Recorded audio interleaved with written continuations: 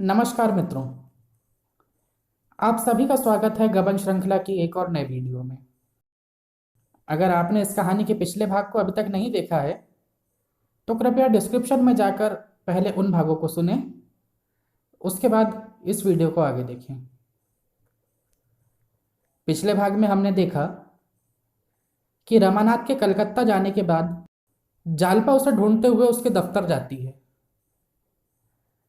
दफ्तर से उसे लगा कि वह घर आ गए होंगे। वह घर आकर देखती है तो रमानाथ वहां भी नहीं था। जब रात तक वह नहीं लौटा तो जालपा रामेश्वरी को बोली, माँ जी आप खाना खा लीजिए। रामेश्वरी ने कहा, मुझसे कुछ ना खाया जाएगा, और वह फिर सो गई। एक सप्ताह हो गया। रमा का कहीं पता नहीं। कोई कुछ कहता है, कोई कुछ। बेचारे रमेश बाबू दिन में कई बार आकर पूछ जाते हैं। तरह तरह के अनुमान हो रहे हैं। केवल इतना ही पता चलता है कि रमानाथ 11 बजे रेलवे स्टेशन की ओर गए थे।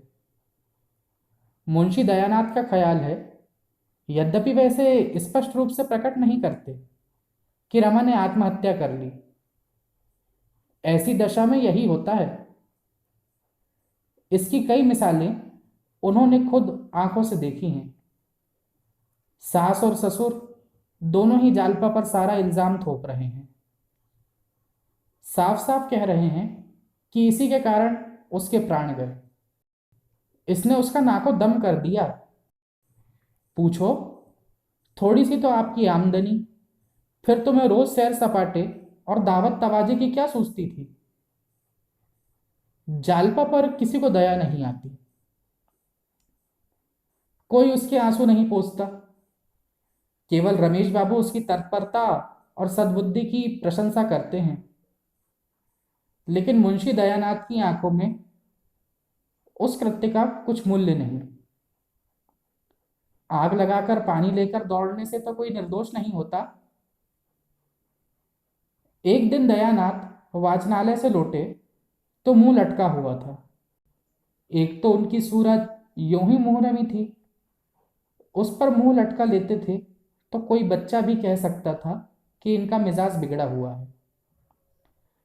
रामेश्वरी ने पूछा, क्या है, किसी से कहीं बहस हो गई क्या। दयानाथ बोला, नहीं जी, इन तकाजों के मारे हैरान हो गया। जिधर जाओ उधर लोग नोचने दौड़ते हैं। न जाने कितना कर्ज ले रखा है। आज तो मैंने साफ कह दिया, मैं कुछ नहीं जानता। मैं किसी का देनदार नहीं हूं। जाकर मेम साहब से मांगो। इसी वक्त जालपा आ पड़ी। ये शब्द उसके कानों में पड़ गए। इन 7 दिनों में उसकी सूरत ऐसी बदल गई थी कि पहचानी न जाती थी। रोते रोते आंखें सूज आई थी। ससुर के ये कठोर शब्द सुनकर तिलमिला उठी। बोली, जी हाँ, आप उन्हें सीधे मेरे पास भेज दीजिए। मैं उन्हें या तो समझा दूंगी या उनके दाम चुका दूंगी। दयानाथ ने तीखे होकर कहा, क्या दे दोगी तुम। हजारों का हिसाब है। 700 तो एक ही सर्राफ के हैं। अभी कितने पैसे दिए हैं तुमने। जालपा बोली, उसके गहने मौजूद हैं, केवल 2-4 पहने गए हैं।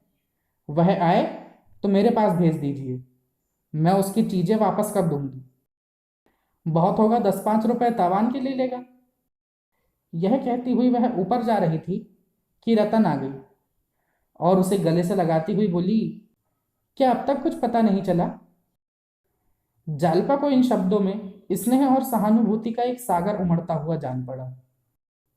यह गैर होकर इतनी चिंतित है, और यहां अपने ही सास और ससुर हाथ धोकर पीछे पड़े हुए हैं। इन अपनों से गैर ही अच्छे। आंखों में आंसू भरकर बोली, अभी तो कुछ पता नहीं चला बहन। रतन ने कहा, यह क्या बात हुई, कुछ तुमसे तो कहा सुनी नहीं हुई। जालपा बोली, जरा भी नहीं, कसम खाती हूं। उन्होंने नोटों के खो जाने का मुझसे जिक्र ही नहीं किया। अगर इशारा भी कर देते तो मैं रुपए दे देती। जब वह दोपहर तक नहीं आए और मैं उन्हें खोजती हुई दफ्तर गई, तब मुझे मालूम हुआ कुछ नोट खो गए हैं। उसी वक्त जाकर मैंने रुपए जमा कर दिए। रतन बोली, मैं तो समझती हूँ किसी से आंखें लड़ गई, 10-5 दिन में आप पता लग जाएगा। यह बात सच ना निकले तो जो कहो दूं। जालपा ने हकबका कर पूछा, क्या तुमने कुछ सुना है?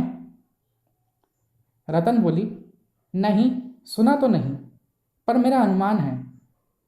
जालपा ने कहा, नहीं रतन, मैं इस पर जरा भी विश्वास नहीं करती।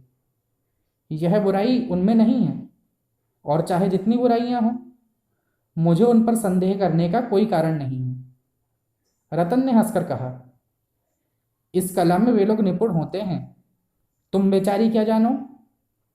जालपा दृढ़ता से बोली, अगर वह इस कला में निपुण होते हैं तो हम भी हृदय को परखने में कम निपुण नहीं होती। मैं इसे नहीं मान सकती। अगर वह मेरे स्वामी थे तो मैं उनकी स्वामिनी थी। रतन बोली, अच्छा चलो, कहीं घूमने चलती हो?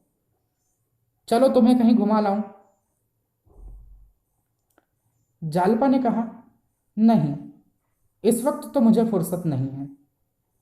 फिर घर वाले यूं ही प्राण लेने पर तुले हुए हैं, तब तो जीता ही ना छोड़ेंगे। किधर जाने का विचार है? रतन ने कहा, कहीं नहीं, जरा बाजार तक जाना था। जालपा ने पूछा, क्या लेना है? रतन ने बताया, जौहरी की दुकान पर एक दो चीजें देखूंगी। बस मैं तुम्हारे जैसा कंगन चाहती हूँ। बाबूजी ने भी कई महीने बाद रुपया लौटा दिए थे। अब खुद तलाश करूंगी। जालपा बोली, मेरे कंगन में ऐसे कौन से रूप लगे हैं? बाजार में उससे बहुत अच्छे मिल सकते हैं। रतन ने कहा, मैं तो उसी नमूने के चाहती हूँ। जालपा बोली, उस नमूने का तो बना बनाया मुश्किल से मिलेगा, और बनवाने में महीनों का झंझट।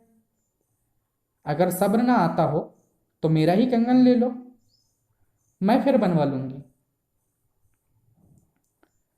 रतन ने उछल कर कहा, वाह, तुम अपना कंगन दे दो तो क्या कहना है? मूसलो ढोल बजाऊं? 600 का था ना? जालपा बोली, हाँ, था तो 600 का, मगर महीनों सर्राफ की दुकान की खाक छाननी पड़ी थी। जड़ाई तो खुद बैठकर करवाई थी। तुम्हारे खातिर दे दूंगी। जालपा ने कंगन निकालकर रतन के हाथों में पहना दिए। रतन के मुख पर एक विचित्र गौरव का आभास हुआ, मानो किसी कंगाल को पारस मिल गया हो। यही आत्मिक आनंद की चरम सीमा है। कृतज्ञता से भरे हुए स्वर में बोली, तुम जितना कहो उतना देने को तैयार हूं, तुम्हें दबाना नहीं चाहती। तुम्हारे लिए यही क्या कम है कि तुमने इसे मुझे दे दिया? मगर एक बात है, अभी मैं सब रुपए ना दे सकूंगी। अगर 200 रुपए फिर दे दूं तो कुछ हर्ज तो नहीं? जालपा ने साहस पूर्वक कहा, कोई हर्ज नहीं, जी चाहे कुछ भी मत दो। रतन बोली, नहीं, इस वक्त मेरे पास 400 रुपए हैं, ये मैं दिए जाती हूँ। मेरे पास रहेंगे तो किसी दूसरी जगह खर्च हो जाएंगे। मेरे हाथ में तो रुपए टिकते ही नहीं। क्या करूं? जब तक खर्च ना हो जाए मुझे एक चिंता सी लगी रहती है, जैसे सिर पर कोई बोझ सवार हो। जालपा ने कंगन की डिबिया उसे देने के लिए निकाली तो उसका दिल मसोस उठा। उसकी कलाई पर यह कंगन देखकर रमा कितना खुश होता था। आज वह होता तो क्या यह चीज इस तरह जालपा के हाथ से निकल जाती? फिर कौन जाने कंगन पहनना उसे नसीब भी होगा या नहीं।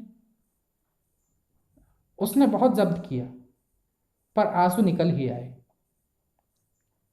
रतन उसके आंसू देखकर बोली, इस वक्त रहने दो बहन, फिर ले लूंगी, जल्दी क्या है? जालपा ने उसकी ओर बक्स को बढ़ाकर कहा, क्या? क्या मेरे आंसू देखकर? तुम्हारे खातिर से दे रही हूं बहन, नहीं तो यह मुझे प्राणों से भी प्रिय था। तुम्हारे पास इसे देखूंगी तो मुझे तस्कीन होती रहेगी। किसी दूसरे को मत देना, इतनी दया करना। रतन बोली, किसी दूसरे को क्यों देने लगी? इसे तुम्हारी निशानी समझूंगी। आज बहुत दिन के बाद मेरे मन की अभिलाषा पूरी हुई। केवल दुख इतना ही है कि बाबूजी अब नहीं हैं। मेरा मन कहता है कि वे जल्दी ही आएंगे। वे मारे शर्म के चले गए हैं, और कोई बात नहीं। वकील साहब को यह सुनकर बड़ा दुख हुआ। लोग कहते हैं वकीलों का हृदय कठोर होता है, मगर इनको तो मैं देखती हूं, जरा भी किसी की विपत्ति सुनी और तड़प उठे। जालपा ने मुस्कुराकर कहा, बहन एक बात पूछूं, बुरा तो ना मानोगी? वकील साहब से तुम्हारा दिल तो ना मिलता होगा? रतन का विनोद रंजित प्रसन्न मुख एक क्षण के लिए मलिन हो उठा, मानो किसी ने उसे उस चिर स्नेह की याद दिला दी हो, जिसके नाम को वह बहुत पहले रो चुकी थी। बोली, मुझे तो कभी यह ख्याल भी नहीं आया बहन कि मैं युवती हूं और वे बूढ़े हैं। मेरे हृदय में जितना प्रेम, जितना अनुराग है, वह सब मैंने उनके ऊपर ही अर्पण कर दिया। अनुराग यौवन रूप या धन से उत्पन्न नहीं होता। अनुराग अनुराग से उत्पन्न होता है। मेरे ही कारण वे इस अवस्था में इतना परिश्रम कर रहे हैं। और दूसरा है ही कौन? क्या यह छोटी बात है? कल कहीं चलोगी? कहो तो शाम को आऊं। जालपा बोली, जाऊंगी तो मैं कहीं नहीं, मगर तुम आना जरूर। 2 घड़ी दिल बहलेगा। कुछ अच्छा नहीं लगता। मन डाल डाल दौड़ता फिरता है। समझ में नहीं आता मुझसे इतना संकोच क्यों किया। यह भी मेरा ही दोष है। मुझ में जरूर उन्होंने कोई ऐसी बात देखी होगी जिसके कारण मुझसे पर्दा करना उन्हें जरूरी मालूम हुआ। मुझे यही दुख है कि मैं उनका सच्चा स्नेह ना पा सकी। जिससे प्रेम होता है उससे हम कोई भेद नहीं रखते। रतन उठकर चली तो जालपा ने देखा कंगन का बक्सा मेज पर पड़ा हुआ है। बोली, इसे लेती जाओ बहन, यहां क्यों छोड़ जाती हो? रतन बोली, ले जाऊंगी, अभी क्या जल्दी पड़ी है? अभी पूरे रुपए भी तो नहीं दिए। जालपा बोली, नहीं नहीं, लेती जाओ, मैं ना मानूंगी। मगर रतन सीढ़ी से नीचे उतर गई। जालपा हाथ में कंगन लिए खड़ी रही। थोड़ी देर बाद जालपा ने संदूक से 500 रुपये निकाले और दयानाथ के पास जाकर बोली, यह रुपए लीजिए, नारायण दास के पास भिजवा दीजिए, बाकी रुपए भी मैं जल्द दे दूंगी। दयानाथ ने झेप कर कहा, रुपए कहाँ मिल गए? जालपा ने निसंकोच होकर कहा, रतन के हाथ कंगन भेज दिया। दयानाथ उसका मुंह ताकने लगे। आज की कहानी को यहीं विराम देते हैं। इस कहानी से बहुत कुछ ग्रहण करने जैसा है। अपने संकोच के कारण रमानाथ कितनी विपत्ति में फंस गया। अगर गहनों की इतनी लालसा ना होती तो शायद वह कभी कर्ज ना लेता, और कर्ज लिया अगर पैसे संभाल कर खर्च करता तो वह कर्ज चुका भी सकता था। मगर उससे पैसे ना बचने पाए। किस्मत ने उसे कई बार मौका दिया कि वह जालपत से अपनी विपत्ति कह सुनाए और सर्राफ की रकम चुका दे, मगर संकोच के कारण कभी कह ना पाया।